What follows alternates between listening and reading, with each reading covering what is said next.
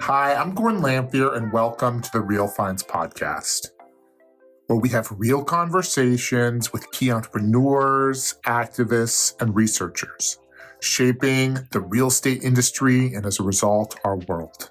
On today's podcast, we'll be speaking with Chris Morett. He's the past director of space management for Rutgers University and president of Coheer, a campus and workspace expert. On the podcast, we discuss how the demographic cliff won't hit all schools equally. Chris highlights signals that investors can use to track enrollment trends, endowment, and housing dependency, and look at research intensity so investors can separate flagship universities from at-risk regional campuses. He then connects those signals to opportunities in student housing, third-party labs, and mixed R&D. If you're a broker, investor, or developer today trying to understand how the world of academia shapes the world of commercial real estate, today's episode is well worth a listen. Chris, thank you so much for hopping on the podcast today. Gordon, pleasure to be here. Thanks for having me. So what got you started in the world of higher ed and higher ed real estate? So I started in higher ed in a different lane, I guess you could say. I was teaching, and then I got into the real estate space management part entirely by accident. I had applied for a certain job at Rutgers University, got the interview. The interview was great, but didn't get the job. Then another job comes up at Rutgers, and not that I had to work there, even though I was an alum. And I'm like, oh, that looks like an interesting job. I kind of was interested in moving into administration. Apply for that job, interview, same group of people within the whole big university, same group of people. That went really well too. And I'm like, okay, like that's probably good. Why would they have had me back for a second interview for a second job? But then I get a week goes by, I get this rejection letter in the mail. But at the bottom, there's a handwritten note saying, well, we would like you to think about this other job. We think you'd be a good fit. So that was the director of scheduling and space management at Rutgers. So I did that for 10 years. It was great. It was so interesting. I had an amazing staff, which really freed me up to do some more like strategic things. And in part because of my previous background, in part because I didn't have to just put fires out every day, I really got to immerse myself in the university. That was my inclination, right? I mean, why wouldn't I go to a brown bag talk on occasion on some topic? But I think that made me an effective space person because I really did know the institution well. And, I think now as I've moved into consulting, it sounds easy, it sounds pithy, but, mission-driven spaces are important. And as we know, they often are not from the design process. So that's how I got in, and I think that shaped sort of how I go about it.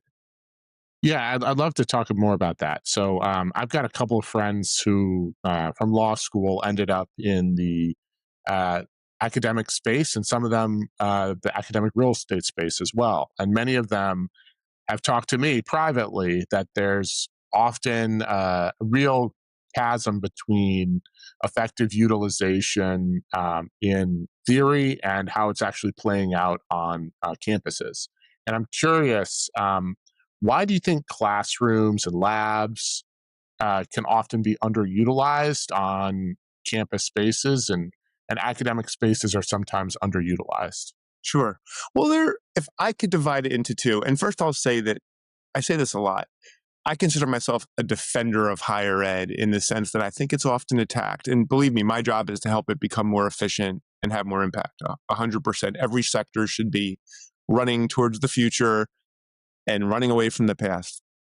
But but I do think it sort of gets this unfair amount of criticism. Like you didn't solve social inequality that has historical roots. So I have to give that as a caveat, and that I wouldn't want to provide fodder for somebody who sort of just makes a game of trying to scalp higher ed leaders. But I will say that I would divide the reasons for inefficient space usage into two.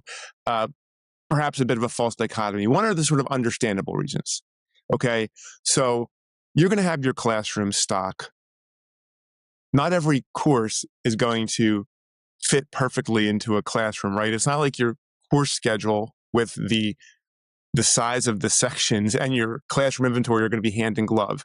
Sometimes you got to put a 20-person course in a 50-person class, because all the other 25-person classrooms are taken. And that's going to be poor station occupancy. There are other times where there are true constraints on, let's say, the part of the professor, adjunct professor who's teaching at 3 institutions, right, or a parent. It could be that a room that's bigger has a better technology. So you put the smaller class in there. Those are all, I'd say, like on the more valid side of the ledger.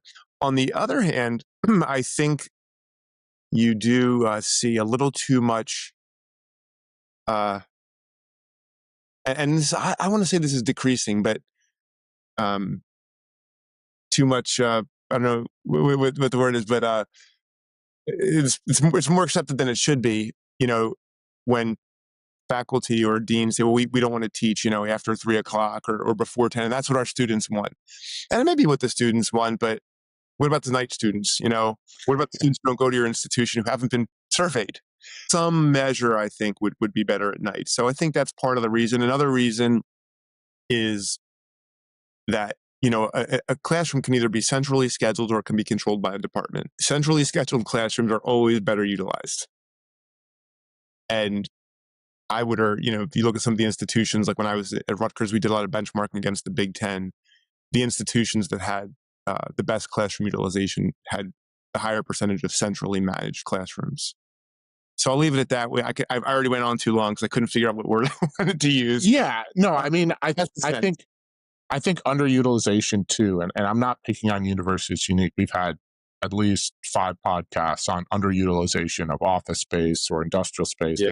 That's not what I'm doing here.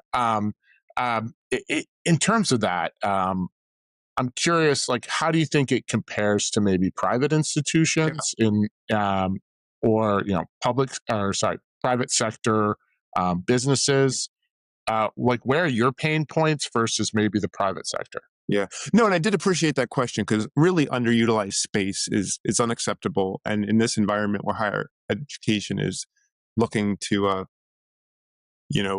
deal with some budgetary crises and to make sure students have the funds they need to go to college, wasted space is pretty unethical, actually, and certainly operationally pretty bad. So I think what some of the pressures are and how does it compare? Is that what you asked?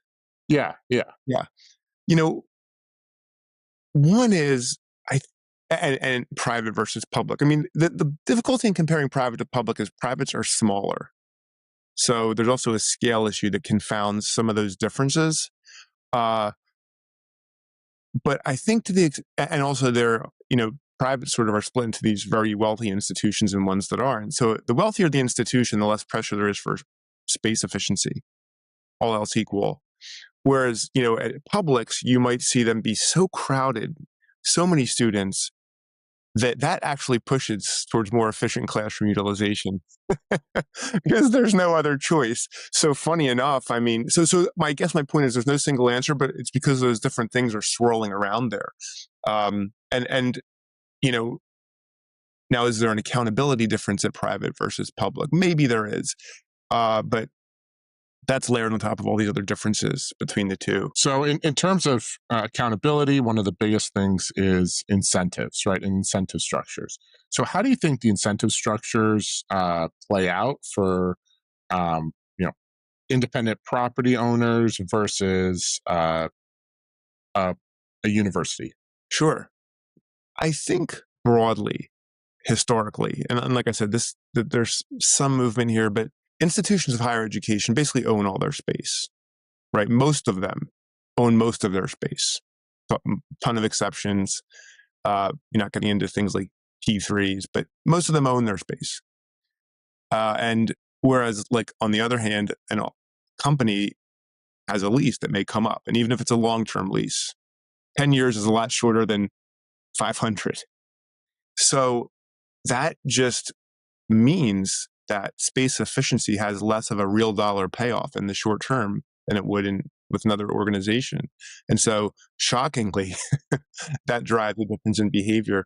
I also think that institutions another thing I'll throw out there, and in having done some podcasts and my own podcast, I've learned that you can't be systematic in your answers because then they're just like mind-numbing and long. But another thing I'd throw out there is the information asymmetry, especially when it comes to classroom scheduling, but even the research lab, right? I'm the researcher, you're the provost or the head of space, and you can't know exactly what I need. You can gather data, that helps. You can have good relationships, that helps. But at a large university, there's so many different people doing so many different things, right, in their lab. Or let's say you go to the dean of the School of Arts and Sciences, and they say, well, we can't teach these classes at night. These professors just can't do it, right? And some of them really can't. They really have a newborn, sick parent, a medical issue, invisible disability, but you don't know which ones. So how do you go to the mat on top of the other things you have to do? And so that information asymmetry is a huge thing, and I do think we should work against it, and I think that's one of the most fundamental forces. And whereas going back to a private company, is there as much information asymmetry? Are the tasks as hard to see and as differentiated as at a university? And I will, with a little hesitation, say they are not. Yeah. Nobody needs a centrifuge, unless you're talking about a biotech company or something, right? But So talking about kind of one of the things that's, I think, the big difference, and I think you touched on it, was ownership. Universities tend to own their buildings for a variety of reasons, often tax related, where it doesn't make a whole lot of sense with the current tax code for nonprofits to lease from for-profit landlords. So I'm curious, how does that generally play out? Do you see universities ever leasing space or leasing out space? Or is that kind of something that's a very rare occurrence? Sure. No, I think that's a great question. And I think the answer, whatever it is now, will be changing because of what's happened in the last, we'll say, 5 years on top of some long-term trends, right? So I think with the pandemic, you see the increase in hybrid work. I was saying this the other day. There's just many of us, and maybe it's 20 or 25% of we're not counting people who work in person, construction workers, nurses, but 20% of the economy is a huge chunk, right? You just have this different orientation towards space now. It's possible to not go into the office. It's possible to take 2 weeks off at a time to go work from, some Airbnb somewhere just because you want to get a change of pace. That could be negative too. Like you can't take a real vacation because you still can log in. But there's this changing orientation, I believe, towards between sort of people and space and geographical areas in space. And I think we still don't know what will the sort of inter-regional and MSA, metropolitan statistical area, to use a census term, how will that migration be shaped by changes in remote and hybrid work?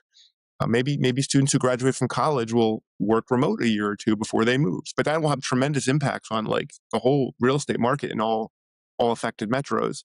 So I think that what will change. So I think these are some fundamental things changing. It means that real estate strategy will change in ways that we should be talking about, but nobody can claim to know exactly. And I think so. I will then say this: sometimes it still makes sense to lease if you're a university. Okay, it's quick, it's easy. Maybe that rented space in the local office building comes with custodial, and it comes with a promise to redesign it before you move in. And depending on how finances work at universities, and if, let's say, individual colleges within a university have some control over their finances, they may say, you know what, this is just worth our time. It's worth our trouble to go rent this space, a floor. So I think you have some of these very sort of real decision points, like pushing occasionally towards leasing, even though at the big picture, you're like, why are you leasing that? We've got space over here, right? And the response could be because it was easier despite that. Whether it should or shouldn't be allowed is a different question. So that's one reason, swing space, et cetera.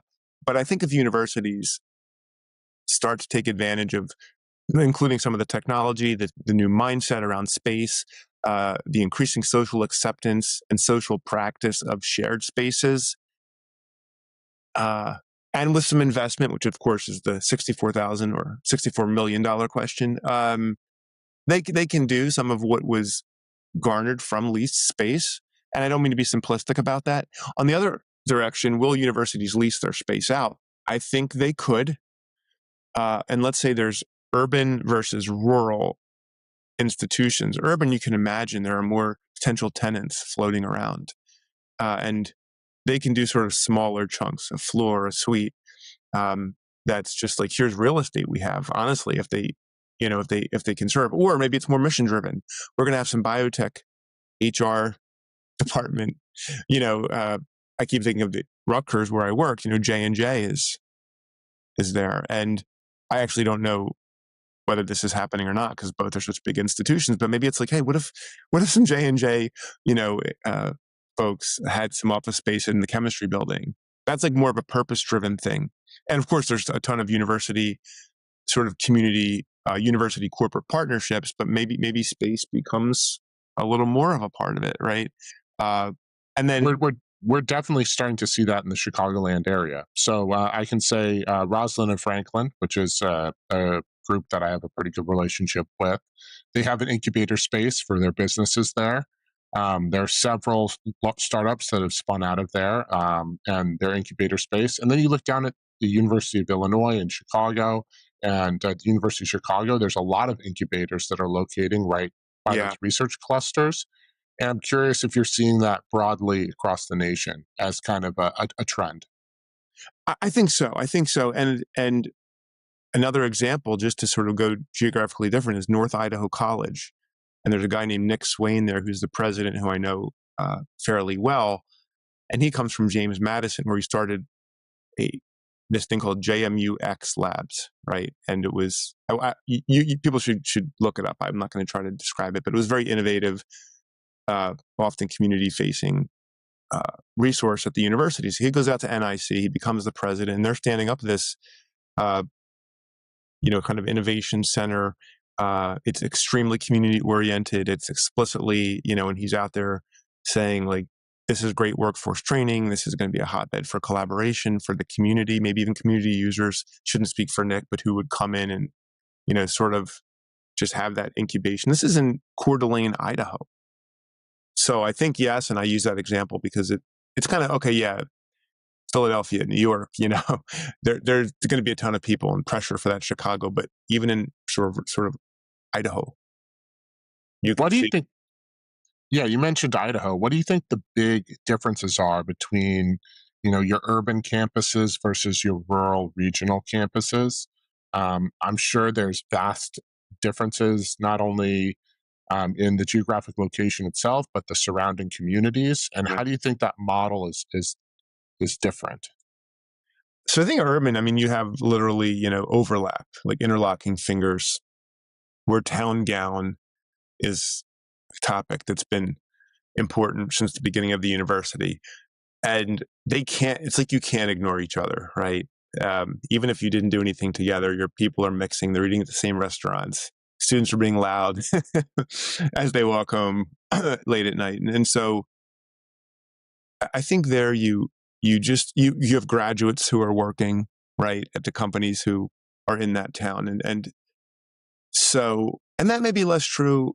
You know this better than me. I'll ask you, like, let's say at a Northwestern, which really is a national university, but I bet there's probably still some of that, right? There's still some Northwestern grads come from where they may, who end up in Chicago, right? That's like a disproportionate receiving destination. And they still live in Evanston, right? Or maybe work up there. And so I think with the urban universities, you just have a more of a natural organic togetherness. And that leads to all these things, right? Like the real estate partnerships and so forth. You don't have to move if you work in downtown in the Loop and you want to be an executive in residence at Northwestern. You just take the train up there, right? There's no planning involved. But if you want to be an executive in residence in Missoula, Montana, unless you happen to have your company there, it's this whole other thing. So I think the fundamentals push more towards this stuff in urban areas. And so that means in rural, or look at the small colleges. Let's say, what if one that closes or that's bleeding money? That's a bigger question. How do you get someone out there, right? How do you repurpose this building? I was actually talking about this on my podcast the other day. And is that where a developer has to come in, right? And say, we're going to make this a thing. We're going to get amenities. We have some pipeline of potential clients. We know the market. We've seen this happen. We've seen it fail. We're going to develop something. And it's going to be less, what do you think, less incremental maybe? Yeah. So when we're talking about that, and kind of the big shift that we're starting to see in universities, I think the big issue that I see pop up, particularly from some of the people who listen to this podcast that are student housing developers, as well as individuals that are in the lab and life sciences that locate around universities, is the demographic cliff. Um, uh, I don't think it's crazy to say that enrollment is shrinking if you look at the data. And like, what does that ultimately mean for campuses across the country, particularly when we look at different types of institutions? Sure. So I think the demographic cliff, which sort of is starting kind of this year, it's funny. There are so many, 40 million students with some college, no degree, other students with no college. And I just want to say it should be easy to get them into college to partially compensate for the 18-year-olds who aren't showing up. And I'm going to say easy. At least conceptually. Executing might take some details and some money, but it's this huge stock of people. That said, those folks may be less likely to live on campus because they're older, right? Different. So speaking of dorms, I think you have a couple, and some don't have enough dorm space now. So maybe the demographic cliff will lighten the load, but you'll have others that, although there still will be a loss of revenue, right? From housing, but it's maybe less existential versus these other smaller schools where they were really relying on their housing, revenue stream, where they're discounting tuition, making housing and other fees even more important. They're going to have to do something, and I think maybe those will be the ones that. And you see this too, right? Like flagship enrollments are going up to some extent, right? Penn State College is about to grow by like 15-20%. On top of a denominator of like 55,000 students. Then you have these regionals, whether they're public or smaller privates, that are going to have to do something. And it's going to have to be to get students from different places. I mean, and I think, again, why do I think it's easy? Workforce retraining. We're talking here about how work skills are going to evolve so quickly. And it's like, how could we solve that problem? Well, we've got a bunch of colleges over here what do? They teach, they educate, they validate that and give credentials that somebody has done something. So will that happen? I don't know. And then I think in the middle are institutions where maybe they do some little creative things. And I think this is where your podcast and your viewers, listeners would have so many interesting ideas. And this is why we have to keep talking, right? Because I'm one person. Far from knowing what's in front of my face, much less that's out there. But Rider University in New Jersey used some of its dorms to house students from the local Mercer County College. And so I think things like that, just thinking a little bit outside the box, right? And still want to be academic, still want to have academic freedom, but we all have to think of revenue generation. I mean, at Franklin and Marshall College, I recently saw an ad, and the title was something like Director of Revenue Generation from Our Space. Obviously, it wasn't quite that title. And it was saying, like, through our properties we own, through our auxiliaries, and through our campus, your job is kind of like to generate revenue.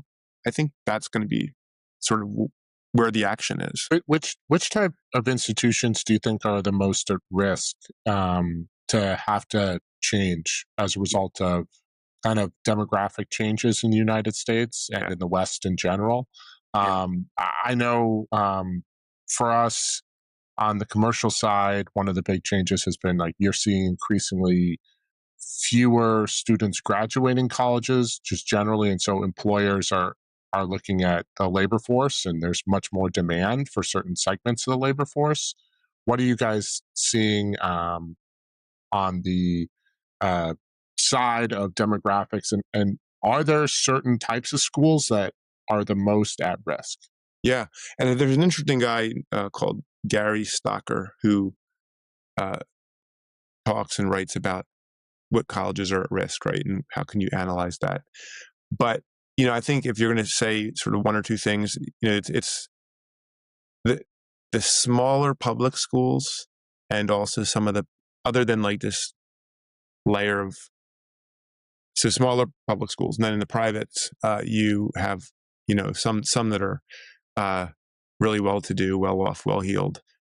They accept like less than 10% of their students. They'll be fine, but that's a pretty small swath. And it's actually some schools, more schools are outside that swath than you would think. Some names that are actually pretty prestigious institutions. So I think it's those, and then you have your religious colleges, right? And a lot of these schools just benefited from there being more students, and that's fine. That's rational.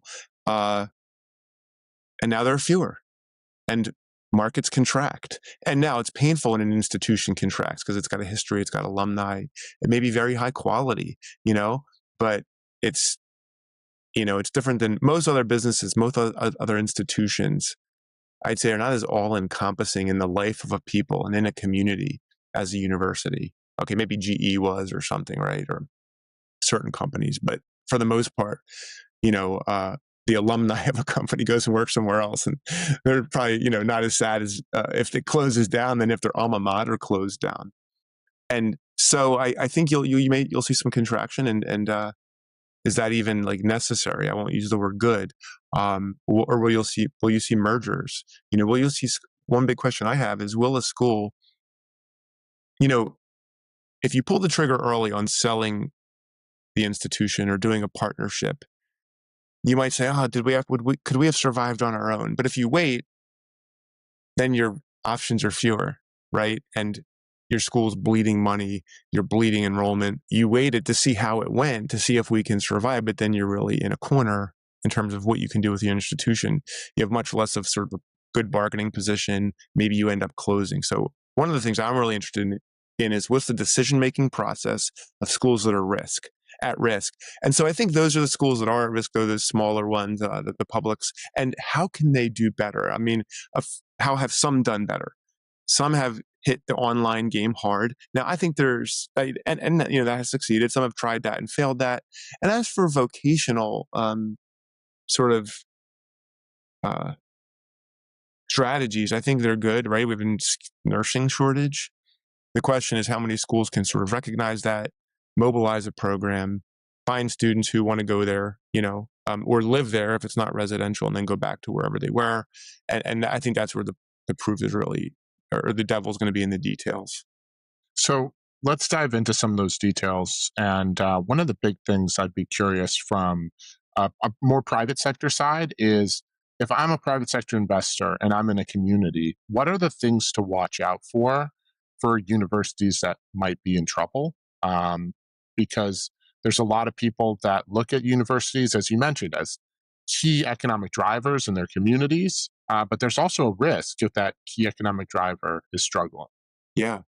I think the first thing I would say is, with few exceptions, maybe no exceptions, developers and community members should start, some of them already have, start getting in with the universities, the colleges now. You'll be the most robust, healthy one out there. Go in, right? You still can improve. You still can help them. Maybe there are partnerships that behoove one or both parties. Think of all the best institutions in the world, right? Goldman, or the healthiest, whatever you want to call it, Goldman Sachs, Harvard, Microsoft. They have a ton of interaction with like developers and service providers and vendors, because those folks brought some kind of value. So I'd say go in and don't wait for don't wait for them to start floating towards the top of the tank, slowly. But for those ones that are in trouble, that maybe are more amenable to trying out different things, or maybe have,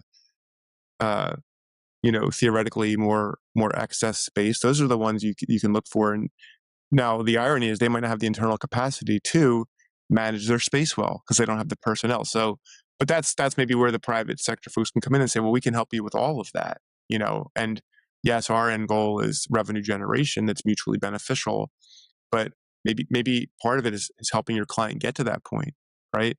And so I think, the way to look at that, Gary Stocker really does have some good resources, but you look at enrollment declines, you look at things like what percentage of their budget's coming out of their endowment. So I'll stop there. But it's some of those fundamentals that your folks probably could imagine pretty readily. So when we're looking at financial fundamentals. One of the big financial fundamentals that's put pressure has been kind of some of the policy shocks from the current administration. And, we're not ultimately a political podcast, but Right. we do look at how the administration might be affecting certain elements of the economy or public sector in general, and how those pressures might play out into a real estate portfolio. So, are those pressures making substantial change on university campuses, or is that just a lot of headlines? Yeah. And in answering that question, I'll throw out the word I haven't yet, or the term, which is deferred maintenance, which is with your audience. I don't need to explain what that is and what it can mean. But that's in all of this, and I think the question you just asked it is in particular. So I think the current policy, and if somebody came in, and I try to be sort of measured in my views. Certainly, economic policy. I tend to be a pragmatist. I think, but if somebody came in and said, there's a war on science, I might have trouble rebutting that. And or they might say, well, how would a war on science be different than what you see now? I might have trouble rebutting that. And so I think that, and it's not just the moves that are being made; it's the short lead time. So the two examples that everybody knows about that are in the headlines, right, is cutting the reimbursement rate of NIH grants down to 15%. Some schools are as high or above, sort of 40, 50%. If you were going to do that, which I think would neuter a lot of the really important, expensive basic science, or that doesn't have an immediate payoff, right? A lot of this basic science is not going to have benefits for 10, 20, 50 years. There's not really an immediate financial incentive for some company to invest in that, right? Which is, if you're going to argue for government, roles, it's when there's a market failure. So like Econ 101. So I think if you're going to do that, you don't do it in 6 months or 2 years. So that's one thing. And you do see some of that getting challenged in court, but schools they're scared now. They're scared. And these investments, and I'm not saying I'm in favor of all university construction projects. Some maybe could have been avoided. I think we need more data in that space, but some, let's say, are needed, right? Some high-tech lab where you're going to try to cure cancer, like you just need to build that from the ground up, or it's cheaper to build it from the ground up as a $200 million investment. They're just, even if all these things get challenged and turned over in court, the schools are still a little more afraid. I've seen building projects get canceled. So that's going to have a chilling effect, I think, to some extent on construction. The other thing would be, foreign students who come in and are an essential part of the research infrastructure, essential, running labs on the teaching side, being like TAs and lab, assistants. Schools rely on those individuals. And at the same time, those individuals are getting training. And if you're going to make the argument for them, some of them are the smartest people in the world. And they're going to come be in our communities. And if you cut that out and do it like in April when they're supposed to show up in September, it's going to be a disaster.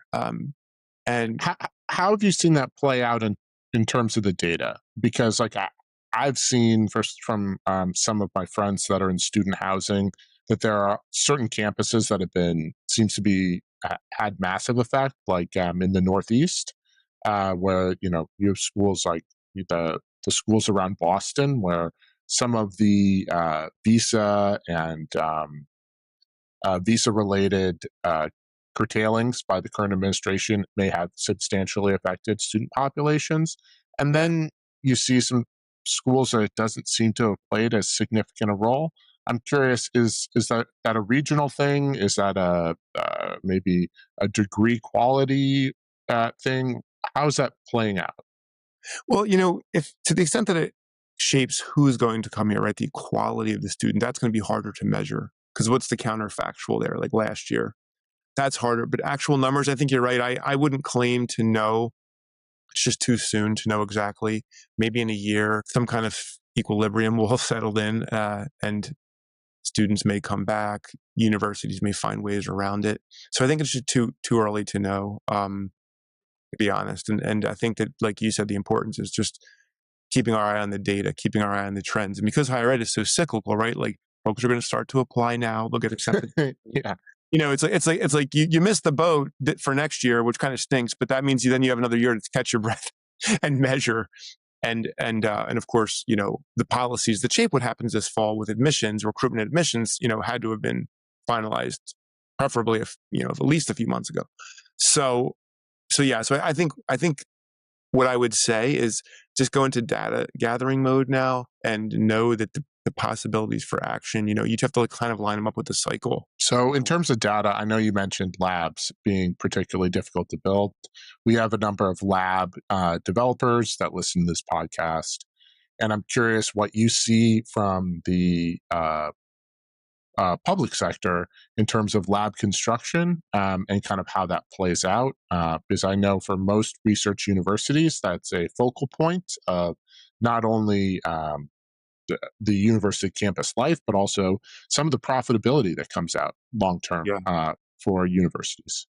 Yeah, and I think there's a couple sub aspects of that. There's there's planning and design, there's operation, and then there's actual collaboration scientifically. And I think those are all different lanes to be in. And then there's sort of the is there.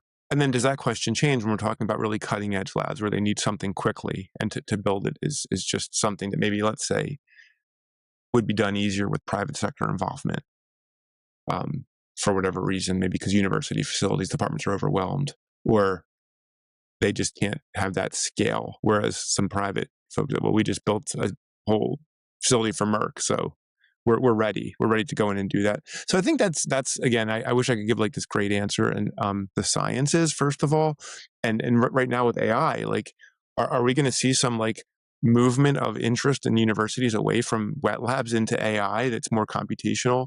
Data side of trend, is that a blip? Is operations? And I think those are the questions to be asking. I think if anything, AI will be a thing, right? These data centers will be a thing. But what could make that sort of a trait? Could it be that we find different ways to power them that mean all this data center construction and the energy needed for it kind of dips down, right? Is it going to be an upward curve or not? Do we see some, we're all just social creatures, just some, if AI is sort of the next hot thing, even though it will retain its place in our society, will be a little less trendy. And will some of the money move back into wet labs? And so I think that's just something to kind of keep our ear on. And I'm curious for you, sometimes the developers can drive that too, right? They can, whether it's with their marketing efforts, their informal power, where funding is available, interest rates. How does a developer? They're standing here right now. They're in the room with us, and it's like, okay, we know AI is growing. We know the facilities related to that are growing, but then there's next budget cycle. What are you looking for? Where do you have a more diverse portfolio? So I'll say this as somebody who talks to a lot of developers. I think unless you're Blackstone or a very select group of high level, high capitalized developers, most of the AI space is not a space that your average developer can play in. Lab space isn't necessarily the most equitable space in terms of if you're Joe Schmo, small developer, it's a difficult space to get in because it takes a degree of capitalization, but it doesn't take the degree of capitalization that AI and data centers take. So what I've seen across the board is, if lab space is you have to be in the top 20% of developers to get into, data centers you have to be in the 0.001% of developers to get into. So I think it will always be a more accommodating space for development, just based on the price per square foot dollars and the re-upping of it to compete with Moore's law. But I think that that doesn't mean lab space is the same as building two-story multifamily. It's a very different space, and every space as you get up, you create a bigger capital moat. Yeah, and I wonder if and this may expose like some of what I don't know about the uh, sort of developers world, but you always do. But I think now at this point in history, this is a particular inflection point where you have this sort of changing mix of what facilities we need or could use out there in the world, right? Um, so you have this different mix of like planning, design, construction, operation, renovation. And so for a developer, does it make sense? And some have got, right, you have your behemoths. Do they say, well, listen, we know that the whole design thing is going to be wonky for a while. We are going to actually expand, into other services that are around facilities, or do we double down on our analytics? Again, you could say, well, many have, and yes, they have, but I'm still asking the question: is that the play to deal with some of this really fast-moving stuff? Yeah. How have you seen campuses kind of negotiate some of that fast moving change? Because, if you're an urban campus, and I'll say I went to Tulane for law school, which is I would categorize as an urban campus. Mhm. And I went undergrad to St. Mary's College of Maryland, which is very rural. I mean, you could see farm fields out the window. Um, it's very different, right? And certain campuses, it's a lot harder to change quickly because there's not available land. You have to reuse existing buildings. How do they accommodate that quick change? If you're NYU or you're Tulane or you're University of Chicago, how do you change quickly when maybe there's not, a vacant lot next door? Yeah. No, that's a great question. I mean, I think to sort of cheat on the answer, it's you find a vacant lot or you make one, and that's actually a semi-serious answer. I think the other thing in there is I think you move away from these. Oh, this department needs a new building, and it could be more. And this again, these are really just generalizations. You could disprove this in some cases. You say the university comes in and says, "We're going to build this building. It's going to be state of the art research. We know these folks are going to come in. Some mix of these folks over here are going to come in and use it, but we're going to build the building. And we're not going to wait for our deans or faculty to say we need this. We have a rough, as bad as the data can be, the information asymmetry, we have some rough sense of what could play and what the needs are scientifically. We're going to build this building." Okay. And so I think you see, and in a way I call that sort of more activist space planning. I don't know what's happening in all my labs on campus, but this one I'm going to build it and we're going to control who goes in. And if they don't like that, they don't have to use the building, right? And we're going to be, it's going to be efficient. They're going to be flexible labs. They're going to shrink. They're going to grow. If you don't pump out research, you're not going to keep your place in this lab. I think you see that. And where do they find the space for it? I think developers find a way. And is there ever truly just not the space? Maybe sometimes, but I guess that's where you have to make decisions. Here's a substantive thing. They'll say either going further away from campus, and that happens sometimes, go further away. And you say, well, it's mostly researchers, it's not students, or if it's students, it's some grad students. They're not like having to get back for English class. So one is proximity, right? Or look at George Mason. This was more strategic, but they built a big facility in Northern Virginia, like further north, closer than where their campus is, or Virginia Tech, right? Having facilities that are distant from Blacksburg. So one is geographical location, and the other is there adaptive reuse to be done? And I think that's still shaking out and will be laid over all these vacancy rates we're seeing, or that I've heard about anyway. Is there a particular type of academic building or type of building itself that you're seeing the most adaptive reuse in? I think that is, I'm working with an architecture firm now. I think there's a lot of, that should be a next growth area, is adaptive reuse of academic building, creative ideas. I'd say the ones where you don't see it are the older ones, right? They're just not made for things, whether it's vibration control or Wi-Fi or, plumbing. So it's going to be some of the ones that are newer and that maybe had either a more sort of cut and dried, like, mechanical systems, or maybe it's a building that did have some mechanical in it. Maybe it had some class labs, right? And that can be turned into a research lab building, or vice versa. So I think you're looking for some of the infrastructure of the buildings. So the ultimate thing, we'd love to talk about the bones of buildings, but the ultimate thing comes down to we've got to wrap this up, and we always love to wrap it up with our final four.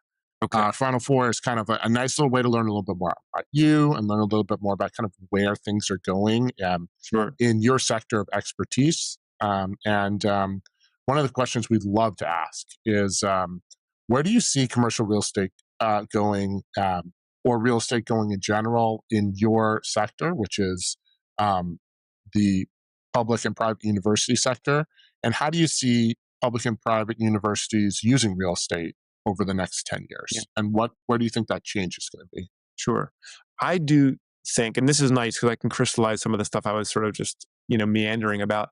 You will see an increased incidence of developer involvement in higher education facilities, period.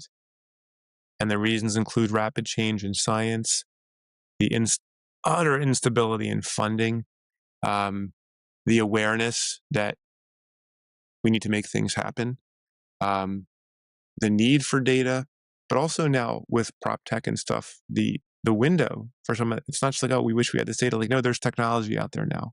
So we get the developers or other companies, private, come in and help boost that. Because really facilities planning, construction departments are very understaffed. So I see increased involvement. I think that some of the slowness of universities, which is in part a strength, which people don't, the hot shots, don't like to say, admit that it's a strength sometimes to be a slow moving institution and deliberative, but they're going to come in and the time is right, higher ed. And a lot of people in higher ed are ready to roll, right? But they're constrained. And maybe one way, last thing I'll say is, can the developer look at yourself as the remover of constraints for like a willing partner? That's interesting. So we always like to remove constraints on ourselves as well. And one of the things that we like to do is learn from other individuals and kind of how they see the world. And one of the ways that we do that is through books. And so I'm curious if you have a book that our listeners should pick up. The business book. So if we're talking business book, I probably have read fewer than most, but I can cite like the Effective Executive as a classic, right, by Peter Drucker. And I think why that book is so interesting is, and I used to assign this book in my social science research methods classes, is he talks about computers and what all that they can do. And this, I think the book was written like in the 60s, I think. But he also says computers are dumb, right? They just follow orders. And he talks about this concept of a criterion of relevance. Like, we have to ask the right question. And I think, and then so I would talk to my social science students, sociology students, about what questions are we asking? Like, to start, what measures matter? And I think that even is true in an era of AI. And maybe on some different level, because is it agentic? Can AI be smart? Can it reason? I still think some of those philosophical questions, by definition, cannot be answered outside of the human race. That's a whole other debate.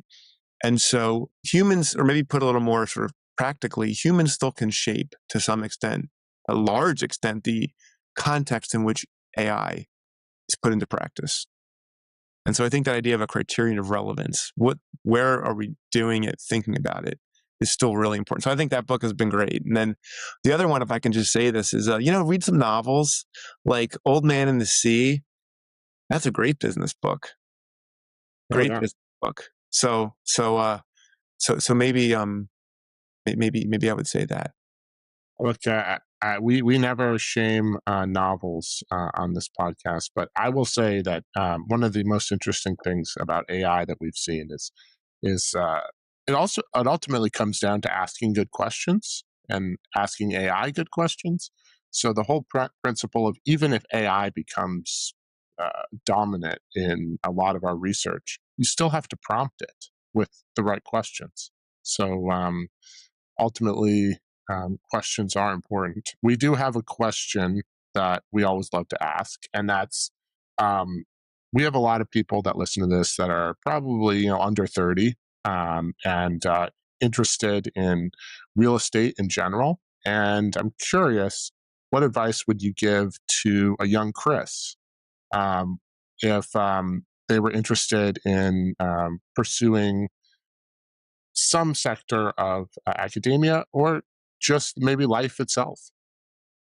I think the biggest thing I would say is that I think people tend to not be fully aware of what their strengths are. Part of it is maybe humility, modesty, ignorance, not thinking about it. But another huge factor is, and the one I would focus on, is the things that we're really good at and that we love. Like those are our strengths, but we don't experience them as strengths. They're just things we love to do. And for me, for example, like I'll say I'm a good connector, right? Like, and my dad was, and I just got it from him. But to see two people and to who might be in totally different parts of my life and think like, oh, like they actually should be introduced. I love that. Like I get a charge out of doing that, even if it's nothing I'm going to benefit from. And it's like, but not everybody thinks that way. But it's a major strength. So I'm using that myself as an example. So just think hard about your strengths and realize that some things, just because it's easy to you or you like it still could be your greatest strength that others will be really will really want that you should like appreciate. Well, we appreciate that. That's a wonderful worldview and comment on kind of what we should be seeking. I think that's really taking a look at ourselves is one of the most undervalued parts sometimes of our lives. I'm curious though, because the whole point of this podcast is taking a look at different people, Mhm. and we ask one question that we never let people get away from, which is who's the next person that we should take a look at on this podcast? Yeah, I thought about that, and in thinking about that, I have a few people I would mention, and I'll say why. So one is a guy named Dan Munnerly. He's the executive director of Next Lab at Arizona State University, and he does a lot with virtual reality, mixed reality, augmented reality. I've had a lot of conversations with him, and I co-presented with him at a conference on the impact of VR and AR on university capital planning. And so he's really knowledgeable, but he's also not this like pro VR evangelist.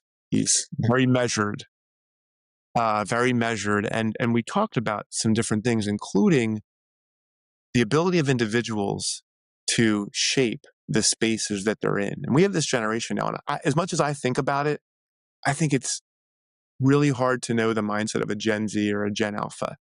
Really hard. And we can only try.